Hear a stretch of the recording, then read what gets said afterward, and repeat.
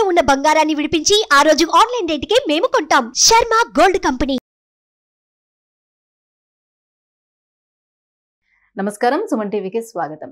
ద్వాదశ రాశుల వారికి ఈ మే మాసం అంతా ఏ రకంగా ఉండబోతుంది, నవగ్రహాల స్థితిగతులు ఎలా ఉన్నాయి, ఎటువంటి ఫలితాన్ని అందిస్తున్నాయి అనే విషయాన్ని తెలియజేసేందుకు మనతో పాటు ఉన్నారు జ్యోతిష్య రత్న, జ్యోతిష్య చక్ర వైభవ నిపుణ డాక్టర్ రాళ్లపల్లి రవికుమార్ గారు మనతో పాటు ఉన్నారు. గురుగారు నమస్కారం అండి. నమస్కారం. గురుగారు, ద్వాదశ రాశుల వారికి ఏ రకంగా ఉండబోతుంది మే మాసం అంతా అనే విషయాన్ని తెలుసుకునే ముందు నవగ్రహాల స్థితిగతులు ఏ రకంగా ఉన్నాయి వాళ్ళ మొత్తం అంతా కూడా. రవి గ్రహం వచ్చేసి మనకి వృషభ రాశిలో ఉన్నారు. అలాగే కుజుడు వచ్చి మనకి మీన రాశిలో ఉన్నారు. అలాగే రాహు వచ్చేసి మనకి అదే మీన రాశిలో ఉన్నారు. అలాగే గురువు వచ్చి మనకి 1 మే నుంచి గురువు మారుతున్నాడు కాబట్టి గురువు మనకి వృషభ రాశిలో ఉన్నారు. అలాగే శని స్వస్థానమైన కుంభరాశిలో ఉన్నారు. అలాగే శుక్రుడు వచ్చేసి మనకి మేషరాశిలో ఉన్నారు. కొన్ని రోజులు మే 15 తారీఖు తర్వాత నుంచి మటుకు వృషభ రాశిలోకి వస్తాడు.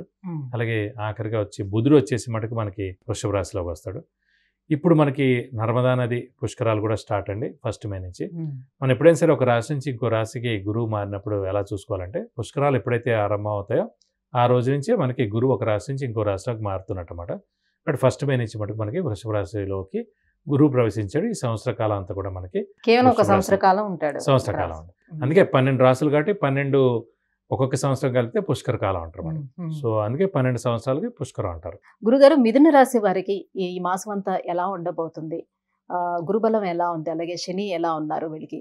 మిథున రాశి అనగానే మనకి మృగశిర 3-4 పాదాలు, ఆరుద్ర 1-2-3-4 పాదాలు, పునర్వసు 1-2-3 పాదాలు, ఈ నక్షత్రాల సమూహం వచ్చేసి మనకి మిథున రాశిలోకి వస్తుంది. ఈ రాశి వారికి రాహు కేతులు పర్వాలేదండి, ఎందుకంటే చతుర్థ దశమాల్లో ఉన్నాయి, పర్వాలేదు, అంత నష్టం ఏం చేకూర్చడు.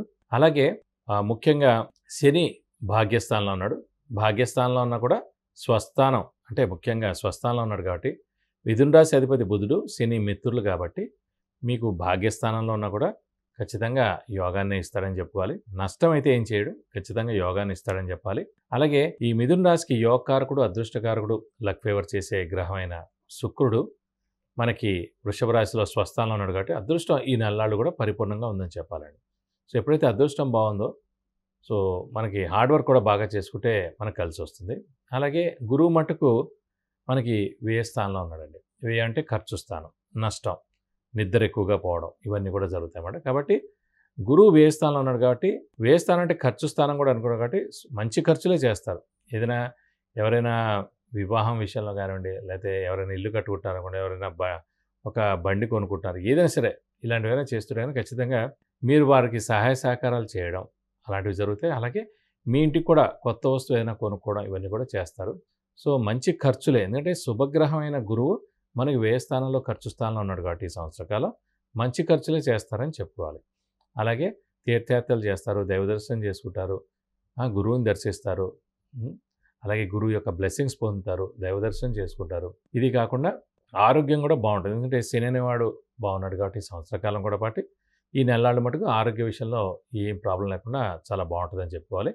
అలాగే ముఖ్యంగా ఈ మిథున రాశి వారు ఈ యోగకారకుడైన శుక్రుడు స్వస్థానంలో వ్యయస్థానంలో ఉన్నాడు కాబట్టి అదృష్టం పరిపూర్ణంగా ఉంది కాబట్టి మీరు అనుకున్న పనులన్నీ తప్పకుండా నెరవేరుతాయి. అలా అని చెప్పి స్పెక్యులేషన్స్ జోలికి అస్సలు వెళ్ళకండి, మధ్యవర్తిత్వం వహించకండి, హామీలు ఉండకండి, షూరిటీస్ పెట్టకండి.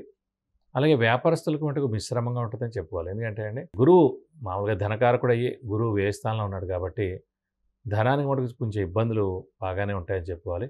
కాబట్టి వ్యాపారస్తులు మటుకు కొత్త వ్యాపారం స్టార్ట్ చేయొద్దు, అలాగే ఎక్స్పాన్షన్కి వెళ్ళొద్దు, క్రెడిట్స్ కూడా ఎక్కువగా ఇవ్వకుండా ఉంటే మంచిది.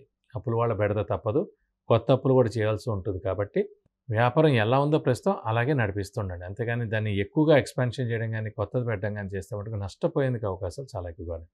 అంటే ఏదైనా సరే ఇదంతా గోచారం కింద వస్తుందండి, కానీ ఒరిజినల్ జాతకం ఉంటుంది. అదే ఒరిజినల్ జాతకంలో చంద్రుడు, బుధుడు, గురువు చాలా బాగున్నారు, వారి యొక్క మహర్దశ అంతర్దశలు నడుస్తున్నాయి. ఆ 3 గ్రహాలు కనుక చాలా బాగుంటాయి కనుక ఏ సమయం మన గోచారిత్యా గురుబలం లేకపోయినా కూడా మన వ్యాపారం బాగానే ఉంటుంది. అదే ఒరిజినల్గా చంద్రుడు, బుధుడు, గురువు బాగాలేరనుకోండి, ఇప్పుడు కూడా గోచారం మామూలుగా బాగాలేదనుకోండి, అప్పుడు చాలా ఇబ్బంది, అంటే దివాళా తీసేంత ఇబ్బంది కూడా రావచ్చు. అలాగే మొత్తానికి షాప్ కానీ బిజినెస్ కానీ మొత్తాన్ని క్లోజ్ చేసేందుకు అవకాశాలు ఎక్కువ ఉంటాయి. అప్పులు వాళ్ళు మన నెత్తి మీద వచ్చి పడేందుకు కూడా అవకాశాలు ఎక్కువగా ఉంటాయి. కాబట్టి జాగ్రత్తగా మళ్ళీ జాతకం కూడా చూపించుకుని అప్పుడు మీరైనా ఎక్స్పాన్షన్కి వెళ్ళినా, కొత్తది పెట్టాలనుకున్నా, లేకపోతే క్రెడిట్స్ ఎక్కువ ఇవ్వచ్చు అనుకున్నా, లేదంటే కొత్తది ఏదైనా ట్రై చేద్దానా, అవన్నీ అప్పుడు చేయాలి. అంతేగాని రిస్క్ మటుకు అసలు తీసుకోవద్దు. ఎందుకంటే గురుబలం లేనప్పుడు రిస్క్ తీసుకుంటే ఖచ్చితంగా లాస్ అయ్యేందుకు అవకాశాలు ఎక్కువగా ఉంటాయి. గురుగారు, మిథున రాశి వారికి ప్రత్యేకించి ఉద్యోగస్తులకి ఏ రకంగా ఉండే అవకాశం ఉంది? దశమ స్థానంలో కుజుడు ఉన్నాడండి. సో దశమ స్థానంలో కుజుడు ఉన్నందుకు ఉద్యోగస్తుల మటుకు పట్టిందల్లా బంగారం చెప్పుకోవచ్చు. నిరుద్యోగులకు ఉద్యోగం, ఉద్యోగస్తులకి ప్రమోషన్స్, బాస్ నుంచి మన్నన పొందుతారు. అలాగే నేమ్ అండ్ ఫేమ్ వస్తుంది.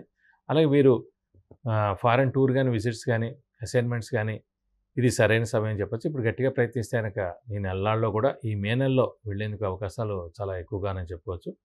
అలాగే ఇంట్లో పెద్దవాళ్ళు, చిన్నపిల్లల ఆరోగ్యం బాగుంటుంది. అలాగే మీ ఆరోగ్యం కూడా బాగుంటుందని చెప్పుకోవాలి. మనకి వ్యయ స్థానంలోనే రవి, బుధుడు కూడా ఉన్నారండి.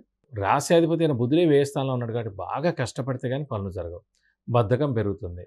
ఈరోజు చేయాల్సిన పని ఎల్లుండి చేద్దాంలే, ఎల్లుండి చేద్దాన పని ఇంకొక వారం తర్వాత చేద్దాంలే, ఇలా ఉంటుందన్నమాట మీ వ్యవహారం. సో అవన్నీ బద్ధకం పక్కకు పెట్టి మీరు హార్డ్ వర్క్, స్మార్ట్ వర్క్ బాగా చేస్తే కనుక మీకు అదృష్టకారక గ్రహమైన శుక్రుడు కూడా వ్యయ స్థానంలో, స్వస్థానంలో ఉన్నాడు కాబట్టి ఖచ్చితంగా అదృష్టం మీకు ఈ నెలల్లో పట్టేందుకు అవకాశాలు ఎక్కువగా ఉన్నాయి. గురుగారు, ఈ రాశి వారు మరి ఎటువంటి పరిహారాన్ని పాటిస్తే వీరికి మరింత బాగుండే అవకాశం ఉంటుంది?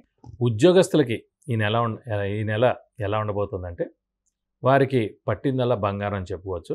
ఎందుకంటే నిరుద్యోగులకి ఉద్యోగం రావడం ఖాయం అండి. అలాగే ఉద్యోగస్తులు ఎవరైతే ఉన్నారో వారికి మంచి ప్రమోషన్స్, నేమ్ అండ్ ఫేమ్ వస్తాయి. అలాగే వారికి ఫారెన్ టూర్ విజిట్స్, అసైన్మెంట్స్ కూడా వచ్చేందుకు అవకాశాలు ఎక్కువగా ఉన్నాయి. అలాగే ముఖ్యంగా ఉద్యోగస్తులకి బాస్ నుంచి మన్నన, నేమ్ అండ్ ఫేమ్ రావడం, అలాగే వారికి ఒక మంచి సక్సెస్ అనేది కూడా ఖచ్చితంగా ఉందని చెప్పుకోవచ్చు. కాబట్టి ఈ నెలల్లో కూడా ఉద్యోగస్తులు పట్టిందల బంగారం అని చెప్పాలి. గురుగారు, మిథున రాశి వారికి గురుబలం తగ్గిందని అంటున్నారు కదా, ఎంత మటుకు ఉండే అవకాశం ఉంది? ఎటువంటి ఫలితాలను ఇస్తాడు? గురుబలం తగ్గింది అంటున్నారు, అది నిజమే అండి. ఎందుకంటే ఈ సంవత్సర కాలం అంతా కూడా గురుబలం లేనట్టే. ఎందుకంటే రాశి నుంచి మనకి వ్యయ స్థానంలో గురువు ఉన్నాడు కాబట్టి ఈ సంవత్సరం అంతా కూడా గురుబలం లేనట్టే. గురుబలం లేనప్పుడు వివాహం ఆలస్యం అవ్వడం, సంతానం ఆలస్యం అవ్వడం, అలాగే విద్యార్థులు కూడా మిశ్రమంగా ఉండడం, ఇవన్నీ కూడా జరుగుతుంటాయి అన్నమాట. గురుబలం అలాగే వ్యాపారస్తులు కూడా, అలాగే రాజకీయ నాయకులు కూడా. రాజకీయ నాయకులు ఎవరైతే ఉన్నారో మిథున రాశి వారు ఈ సంవత్సరం నెగ్గేందుకు అవకాశాలు కొంచెం తక్కువగానే ఉన్నాయని చెప్పుకోవాలండి. ఎందుకంటే మనకి వ్యయ స్థానంలో గురువు ఉన్నాడు. అంటే గురుబలమే లేనప్పుడు వారు ఎంత పోటీ చేసినా కూడా ఇంకా వారి వ్యక్తిగత జాతకంలో చాలా బాగుంటే కనుక వాళ్ళు సక్సెస్ అవ్వచ్చు. కానీ లేదంటే కనుక గురుబలం లేనప్పుడు చాలా తక్కువ అవకాశాలు ఉంటాయండి నెగ్గేందుకు. కాబట్టి ఈ రాశి వారికి గురుబలం లేదు కాబట్టి గురుబలం పెంచుకుంటే చాలా మంచిది.